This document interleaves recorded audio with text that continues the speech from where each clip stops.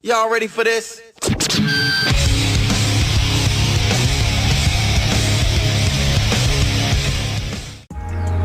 Regardless of where you stand on this release, I gotta say this is the most unnecessary release of all time.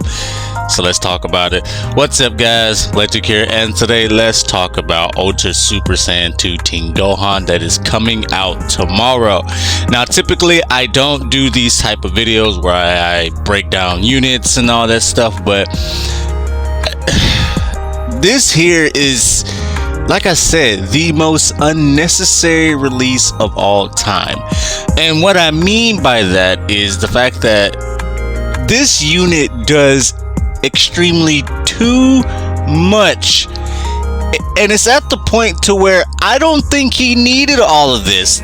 Like, everything that they gave this kid is completely unnecessary. And when you think about how the meta is right now as it stands, at what point did we need another, like I said in the video where I defended Super Vegeta, another brain dead, toxic, skillless unit? At what point did we need that? What is this Gohan's purpose in this meta? Personally, he doesn't have one. I really don't think so. I think that the devs really did this for no reason. And this isn't me just complaining at the fact that, oh my god, we got another powerhouse unit, or we got another Super Saiyan 2 Team Gohan. Like, no, I'm happy that they actually gave this unit something new. He hasn't received, like, this form of Gohan, he hasn't seen anything new since the EX Super Saiyan 2 Team Gohan that came out way back. And I think he came out during the old LF the old LF perfect form cell, the old purple one. I think that's when he came out. But for this guy here, like, why? Just why? If you look at his overall stats, his stats are really good. If you take away the 13, I just don't understand the motive as to them releasing this guy here right now. I think that's why I find it kind of sort of unnecessary, given the fact that I was thinking that this month should have been nothing but Vegeta clan buffs and maybe androids. I think that was the thought process that I was going with, mainly because VC hasn't seen anything in so long. And if you think about it, even today, like even to this day, they only got two things out of this whole just this celebration alone. They only got two things. That's the newest LF and Zenkai Super Saiyan Trunks. But when you look at this Gohan, what on God's green earth is the purpose of this? Yes, I do think hybrids needed something new. Hybrids needed a new green unit for the longest time. I think that was the weakest color. Sun Fem doesn't need this, obviously. So what's the purpose? Like, what is the purpose? And I think it really just revolves around this here, his counter green card. I mean, at the same time, I think we all been there. So I don't really think this gimmick here is going to be too painful to deal with, because if you've been with this game for the longest time, ever since it came out, then you know that the OG Namek Goku, you know, his shenanigans and everything that he brought to the table, just sitting back doing nothing. They even had to change the way the game worked because of that Goku, because of the fact that they knew players would sit back, float back, do nothing, and just spam blue cards with little to no effort and no penalties. So with them changing that aspect to where if you float back you lose key, they couldn't do that. But he was still good in his own way, because guess what? If I can't float back, I'm just gonna sit here and do nothing and let you make a mistake and blue card to your face. We also had the likes of IT Goku, the green one, which I think there's a possibility that he would get a Zenkai, mainly because, I mean, if you look at the options that they had, they could have gone with an Ultra Cell. they went with this guy, but they also could have went with an Ultra IT Goku, but they went with this guy, or they could have went with Ultra Super Trunks. But let's be honest here, he's not gonna do well. So the only thing you can do with a Super Trunks is make him an LF. I'm just saying that right now. So the route that they went towards giving us another, I guess, giving us an Ultra for this celebration, it makes sense for it to be Gohan because he is going to rake it in. But why? But anyway, his blue card won't be annoying to deal with. His green card won't be that much to deal with because we all know how it functions. I mean, we've seen AoE green cards for the longest time, so there's nothing really. I mean, to me, this seems like the only normal thing that he has in his kit. It's just his green card. In terms of the cards that he brings, this is the only thing that's normal to me. And this thing here, it's, you might as well say you can one-shot it. I'm saying that right now. I think this guy here is going to give a lot of players a reason to rage quit, because this here has the potential to one-shot, and I can just see it right now. But if we look at his whole kit, as a kit, just his kit alone, I think they gave him too much, entirely too much.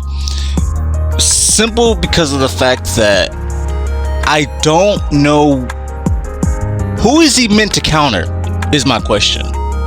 Like, who? This would have been great if Ultra Janemba was still running the scene in his heyday. He's still good, don't get me wrong, but his overall kit, like this Gohan's kit here, would be the final nail in the coffin to put Ultra Janemba on the shelf. But seeing as the fact that Janemba kind of, I guess, fell out on his own, not fell out completely, but he kind of disappeared because we've been getting a lot of good green units nowadays, so his time to shine was going to fall, unfortunately. So this unit here will be the final nail in the coffin, and it still is the final nail in the coffin. And I think the overall issue that I have with this Gohan is how much damage he is able to dish out. If I did the math correctly from what I've seen in other breakdown videos and from what I've seen just by skimming over his kit last night, up to over 300% damage inflicted is what this man is coming in with. That's terrifying. That is terrifying. Like, why does he need that? Why? He does have, I do think that what he's able to do is gonna be a painful experience because of how much damage this guy here is going to be able to dish out. And not to mention, on top of his damage multipliers, because he does get damage per arch card used, and that's just upon activation. If you look at all that, guess what team he's going to be ran on? The newest Beast Gohan, Pan, and him. That is a Mega Juice setup waiting to happen. I think a lot of people called for this the moment this guy here dropped and the moment we saw what his color was. Like, on top of his insane damage multipliers, I think he is going to be the vein of everyone's existence. And the good old meme, Gohan Ball Z, is back in play. Or Legends Gohan Z, or whatever we called it back in the day. But I don't understand the whole motive behind them wanting to drop a powerful unit such as this. And one of the things that I touched up on when I defended the Vegeta video, or LF Vegeta, was the fact that the devs only know one thing, and that's one-upsmanship. And what I mean by that is, every other LF, one LF will always one-up the previous LF, and one Ultra will always one-up the previous Ultra. So if you want to, what I mean by that is, let's say if Vegeta was in the same realm as LF Super 17, then that means Vegeta would one-up Super 17 because he will be just as powerful as him, but they toned it down a little bit, which I'm okay with that. But when you look at the most recent Ultra that we got, Ultra UI Sign, compared to Ultra Gohan, that's what the problem is. they basically one up Ultra UI Sign to this little nerd here, to where now we are going to be in probably one of the worst metas of all time in terms of overall power. And I just don't see this being a good thing for the meta. But at the same time, every powerful release we get in the game will never be good for the meta. It will always have its downside. And I think the downside to this is he's just unnecessary. I don't see a world where his release makes too much sense in terms of who is he supposed to counter outside of, again, any strong blue unit. I mean, if he had the ability to like hard counter androids or maybe powerful opponent, or in that sort of case, I could see that. I can. But because he doesn't do that, I think what they wanted to go for was just pure power for him, and that's understandable. Again, why in the world does Legends always have to release these brain dead, toxic, skillless units without any reasoning behind it? I just don't see the reasoning behind it outside of it being a hype release. This is something that people wanted for the longest time, and this is going to rake in a lot of money for them potentially because of this moment in time. This was one of the hypest moments in all of Cell Saga Z, so it makes sense for them to do this. It does. But in terms of how it's going to shake up the meta, it's not, because it's just going to make it so much insufferable to run into the same busted team over and over and over again. But due to the fact that we have Battle of Pride, this guy here is going to dominate Treasure Battle. He's going to dominate Treasure Battle, and that's going to be quite hilarious. But if I do remember, or I think we are going to get a PvP reset next week, I think, or just to end the preseason next week. I think I'm not 100% sure. I'll definitely double check and put like a little ticker up whenever I look at that. But for this Gohan, if you look at his teams, in what world did Sun Family needed another buff? Just Sun Family in general. I don't see a world where Sun Family needed this buff, because they have so much utility that it is insane. So I don't think he'll have a problem, I guess, finding a true placement. Because yes, if you look at the green aspect of Sun Family, yes, they needed a new green. But is it, I guess, is it warranted is the main question. Not necessarily, but at the same time, I think in terms of Sun Family as a green, in the green section, yes, I think that's the one color that they lacked the longest time. I think they're good on blue, I think they're good on purple, and I definitely do think they're good on yellow. Well, yellow, not really. I think they could, well, actually no, they're good on yellow because of UI Sign, which I don't have, and they're good on red now. So with looking at that, just looking at Sun Family in general, I don't think Sun Family needed this. But if we go look at, where is it at, Hybrid Saiyans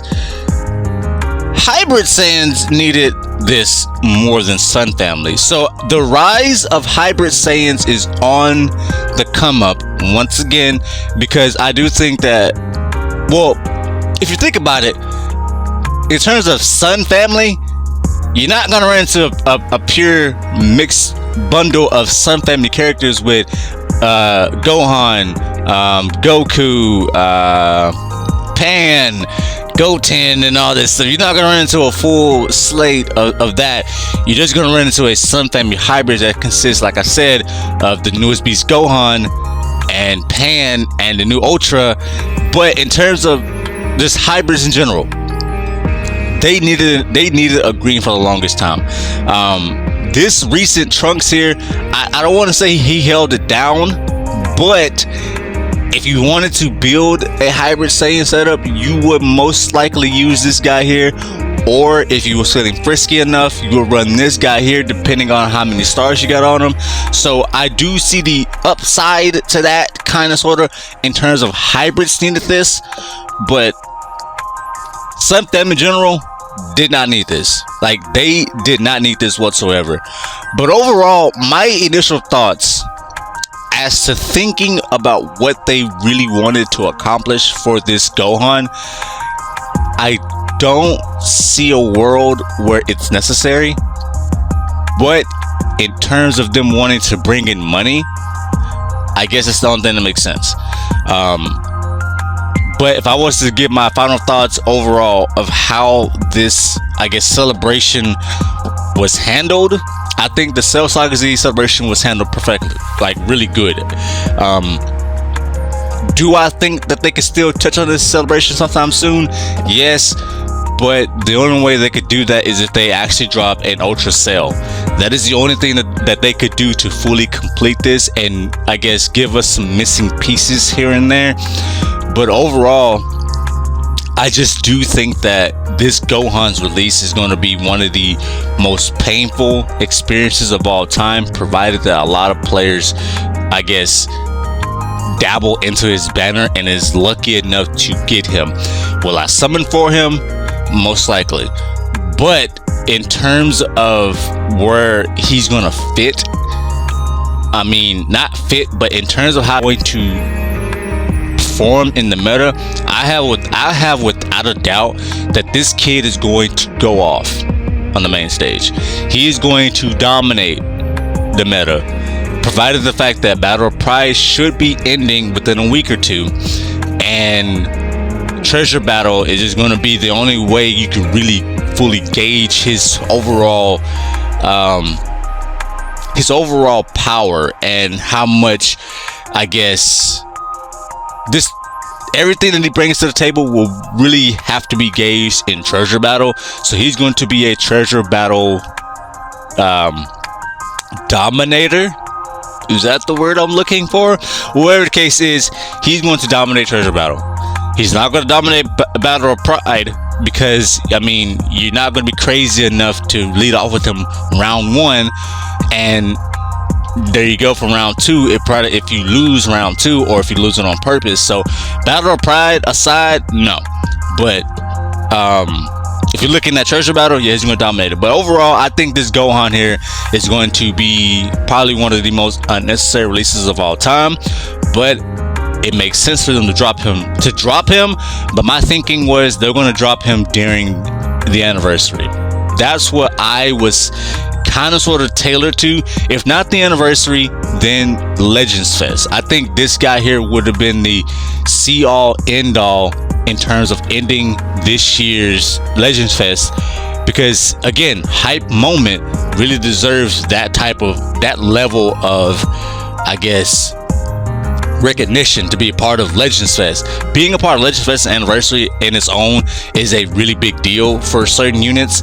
So for him, I thought they was going to do that. But overall, I think that this Gohan here is going to be really strong.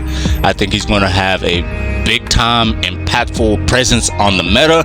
And because I didn't touch on it, one of the things that I have to talk about is going to have to be this here before I end this off. He's the first unit to he's the first unit to ever break the blast armor. I've been saying that I wanted this in the game for the longest time, because too many units have been getting too comfortable with blast armor. No matter if it's on a blue card or on the generic strike arts, they have been getting too comfortable with throwing out these out of nowhere long range to mid range strike arts and seeing no repercussions. Because if you do a mid-range, all you're going to do is just tank the hits and sidestep and charge forward sidestep to make your opponent jump and then catch him like that, kind of like a pump fake. But for long range, you're kind of crazy for both blue cards and strike arts, provided that it is a rush down sort of thing. So overall, I just think that this Gohan bringing this is a really strong thing, but it's not only for him, it goes for his teams. his teams.